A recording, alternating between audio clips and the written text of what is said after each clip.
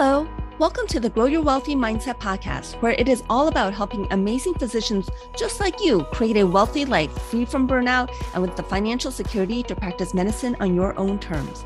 I'm your host, Dr. Elisa Chiang. Hi, I'm Elisa Chiang, and welcome to the very first podcast episode of the Grow Your Wealthy Mindset podcast. Why listen to this podcast? Well, we didn't receive a financial education in high school, college, medical school, residency, or fellowship. We've been left to our own devices to figure out all the money stuff.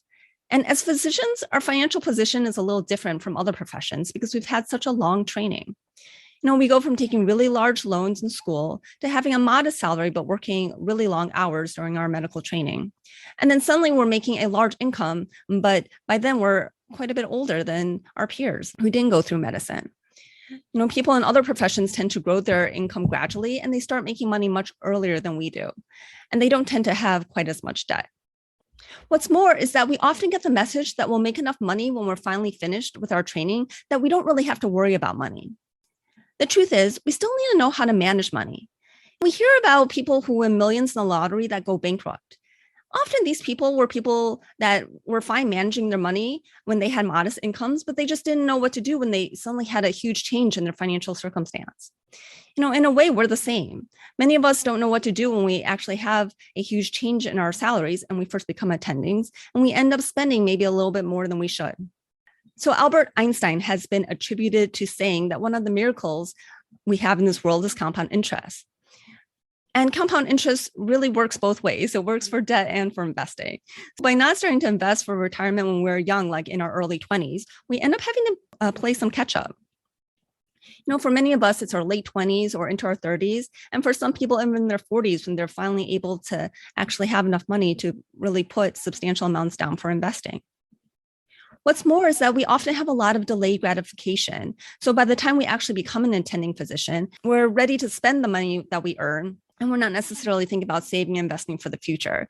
There's a sense of, I've worked so hard and I finally deserve to have nice things. Many physicians, when they first get their first job, go ahead and buy their doctor house. But studies show that over 50% of people leave their first job within the first 3 years. And typically you don't actually want to buy a house until you know that you're going to be there for the long haul. This is just one of the many financial decisions we make that often hurts us as physicians. Why am I qualified to talk to you about this, and what's my story? Well, I will say that I'm very fortunate that I have parents who taught me at least some good money habits from a young age. I was frugal in college. I never got any credit card debt. I spent a year after college doing research while I was applying for medical school. And because I was working, my parents told me that I needed to open a Roth IRA and put money in there. So I did, not really understanding what I was doing at the time. I went to Caltech for undergrad, which is a very research-heavy institution, and there's a lot of research in the education. I really didn't want to take out the debt from medical school, so I applied for MSTP programs, medical science training programs, which are joint MD PhD programs that are funded by the NIH. And I was super fortunate to be accepted into 2 such programs. I ended up going to Case Western Reserve University, which is located in Cleveland, Ohio, and that's actually my hometown. I grew up in Beechwood, which is one of the eastern suburbs of Cleveland. Because the program takes on average 8 years to complete, a lot of MSTP students actually buy their own homes. Cleveland has a relatively low cost of living, and at that time, it was really easy to get a mortgage. I first moved back into my childhood home, but my father had actually taken a job in California, so my mother was actually in the process of getting the house ready to sell. I got married really young. Originally, my husband and I started looking for some smaller houses in the area that we could actually afford. But then I ended up talking to my parents about buying our family home from them. And we basically worked it out so that we got the largest mortgage we could qualify for. And then they helped us with the down payment so we'd actually buy the house. And this is the process that started my financial education, because I really started reading about mortgages, about what ARMs were, what the LIBOR was, like all these different financial terms. And that got me into reading about personal finance and reading about investing and just really delving more into that whole world. That's also when I realized that the money I had put into that Roth IRA account actually needed to be invested. So I started following the Motley Fool. I started learning about both individual stock investing as well as index fund investing. I read a ton of books like Think and Grow Rich and The Millionaire Next Door. I started making a plan for how much I'd have to save and invest in order to have financial freedom. By the time I read Rich Dad Poor Dad, I was in the graduate school years. And in retrospect, when I was in graduate school, that was the first time I really started to feel some burnout. And that was really from my PI, the principal investigator. He had a tendency to micromanage, and that was something that I really resisted. I remember thinking that I didn't really want to have to spend my life working for someone else. And I needed to find a way for my money to work for me so that I didn't have to work all the time. So Robert Kiyosaki was a real proponent of real estate.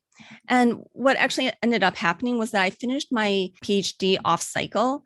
So I had the option of going back to third year med school and giving up a lot of elective time, or just waiting until July and restart the third year medical school when everyone else starts third year medical school. And so I opted for that second option and ended up taking about 8 months off.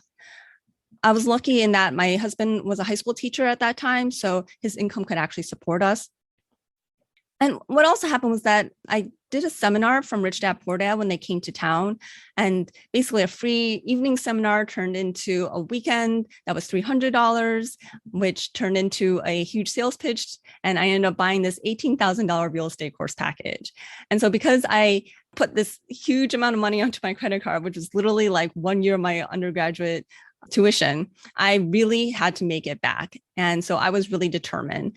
I started out by trying something called wholesaling. I went to real estate investment clubs in the area and networked like crazy. I ended up signing up for other real estate courses, and one that had a money back guarantee and included mentorship. And that mentorship was really important. So after taking that course, I was able to flip 2 houses, and actually flipping that first house was how I was able to make that $18,000 that I had spent back. Of course, by then I'd also spent other money. So I had to keep going and did that second flip. And I also did some other real estate ventures, partnering with some people. And there were places where I lost money and places where I made money, but I did come out ahead at the time. I did go back to third year medical school, and with each rotation, I thought, well, this is okay, but I really can't spend the rest of my life doing this. And really actually started to get worried until I did my ophthalmology rotation. And I thought I found something that I actually would really like to do. So I did my intern year and 3 years of ophthalmology residency, followed by 2 years of oculoplastics fellowship. And, I really actually enjoyed residency and fellowship. During that time, I tried teaching my co-residents about investing in Roth IRAs, and I started following the White Coat Investor, and later on Physician on Fire, Passive Income MD, and the Physician Philosopher. During my medical training, I kind of put the real estate investment aside, but I was still investing through my retirement accounts. Once I finished my medical training, I first tried to go back home to Cleveland, Ohio, but that didn't really end up working out. So my first attending job ended up being in Virginia. I was in the Virginia Beach, Norfolk, Suffolk, Chesapeake area of Virginia. And, I started thinking again about doing the real estate investing, but the real estate market there was so different. I started trying to learning about that. I started learning about syndications, but I wasn't quite a accredited investor at that point. I had gone into that job thinking that I would buy in and be a partner. And while it was a good job, eventually I realized that I probably wasn't really going to end up being like an equal partner. And it was probably time to be looking at something else. I really thought about going back to Cleveland, where I knew the real estate investing market, as well as had a lot of friends. It really takes a lot to establish yourself in a new community.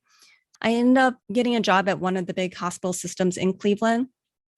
And while I didn't necessarily want to work at a big hospital system, I thought, I would take the job and get established and then potentially start my own private practice or find another practice to join. I returned to Cleveland in 2019, and it didn't take long working at that big hospital system and taking 24/7 oculoplastics calls to start feeling burnt out. My burnout wasn't necessarily from working really long hours, but it was really more from a lack of autonomy and just lack of voice. My first response to burnout was that I need to figure out how to reach financial independence even sooner than my previous plan. And so that plan I had made when I was a grad student was, within 15 years, but Now it's like, okay, how could I do this in like 5 more years? Then in January of 2020, I made the decision that I was just going to go ahead and quit this job, take a 3-week vacation in Antarctica with my parents in December, and then come back from vacation and start my own private practice. And so I was going to spend 2020 figuring out how to actually start my private practice and do it for real in January 2021. But of course, we know what happened in 2020, right? The pandemic came March 2020, and everything was shut down, and there was a ton of uncertainty. And I really started rethinking this, starting a medical practice in this climate. I also attended the first Leverage and Growth Summit that was hosted by Peter Kim. And that's when I first heard about life coaching. I started listening to the Life Coach School podcast and ended up just binging all the episodes. I joined Self-Coaching Scholars that summer. And when certification came up in September 2020, I decided to just go ahead and do it. I mean, I think there was a part of me thinking, well, maybe I would like being a life coach, but there was definitely part of me that was just thinking that I could learn the skills of coaching better, be able to self-coach myself that much better, and really get that much more out of it. My social life at that time had kind of come to a screeching halt because of the pandemic. So I just had more time on my hands. And, I had heard Hala speak on Sunny Smith's Empowering Women Physicians podcast about how when she did the certification program, it wasn't to become a coach. It was just transformative in itself, learning the tools of coaching. When I did certification, I just found that I love coaching people. During certification, we peer coach each other. And, I just really enjoy the experience of helping people get breakthroughs and have that personal connection, which I didn't always find that I had in my practice of medicine. So in spring of 2021, I launched my business, Wealthy Mindset LLC. And I started to think about who did I want to coach and what would be my niche. I could see burnout facing physicians, and coaching had really helped me with burnout. And so part of me thought about just coaching physicians to help with their burnout. But what I also realized was that I know a lot more about finances, investing than other physicians, and that the wealth that I have accumulated gave me a certain amount of security that other people didn't have, and that finance was kind of my zone of genius. I really believe that if you have financial security and financial freedom, then you really can practice medicine more on your own terms because you don't have so much reliance on that paycheck. For example, you can cut down hours. You can better negotiate for terms at work. So I started thinking about my own practice of medicine and what would be more ideal for me. I ended up leaving that hospital job and taking a new job at a private practice where I could work part-time. For me, this is, still a work in process. I'm still working on building that ideal life, but with the coaching tools I've learned and with just my knowledge of finance and investing, I really would love to help you build your ideal life. So I hope you'll follow me on my journey and let me help you on your journey to building a wealthy life. And when I say a wealthy life, I don't just mean in money and assets, but also just living a life that's full of the things that you want it to be full of, that is living a life that is consistent with your values, where you're living the full human experience. I also plan to talk about personal finances, investing, and steps you can take in order to get your financial house in order. So I personally, continue to invest in real estate, both with long-term rentals, short-term rentals, and syndications. I also invest in private equity and constantly looking to grow my own education investing. So right now, I'm actually starting to learn about cryptocurrency. So I hope you'll subscribe to this podcast, and I look forward to talking with you again soon. Thank you. If you enjoyed this episode, please subscribe and let me know by leaving a review. It really helps get the word out. And now the disclaimer. I am not a certified financial professional, and this show is really just for your education as well as your entertainment. I'm also a physician, but I'm probably not your physician. So if you need any medical advice, please consult your own physician. Thank you.